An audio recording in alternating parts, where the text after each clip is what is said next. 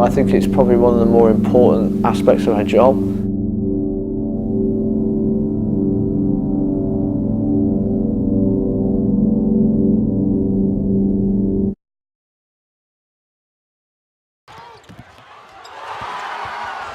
First, you got to get your conference schedule to know what open dates you have.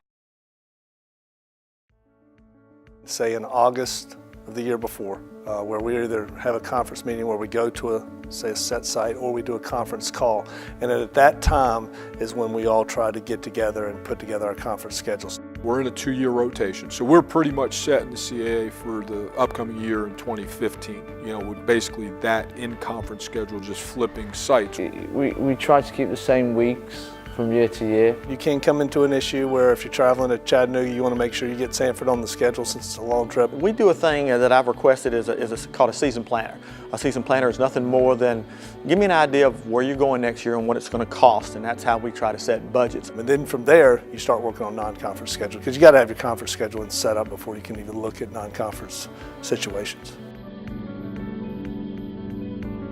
We'll always want all of our people, all of our players to have an opportunity to play a FCS opponent. You know, we open with Duke this year. We'll kind of keep our current formula. We're playing some of the ACC teams and Big South teams. Philosophically, if you were to say we have 3 out-of-conference games, what we'd love to have a regional game down here. Hopefully we would get one of those at Road Stadium.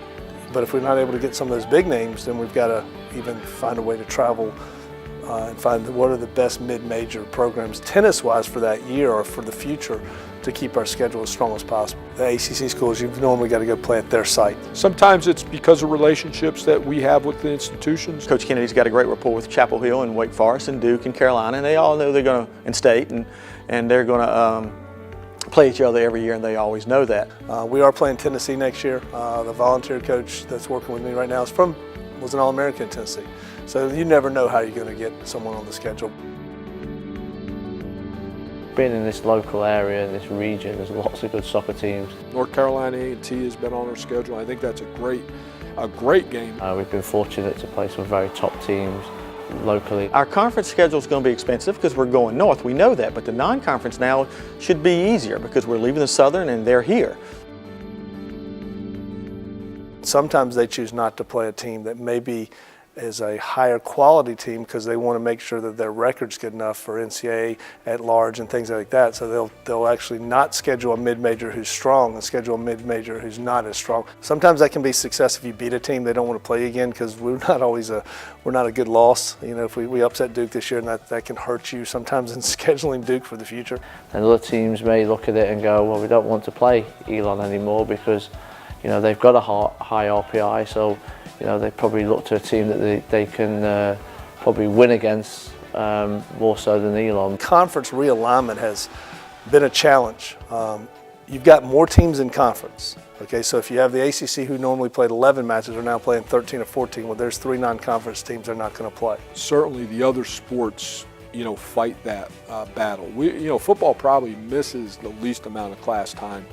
Just by the nature of it, playing on Saturday afternoon. So we play night games, so you know we can leave campus at 4 o'clock or 3 o'clock for an away game, so the players know to get their classes completed by that time.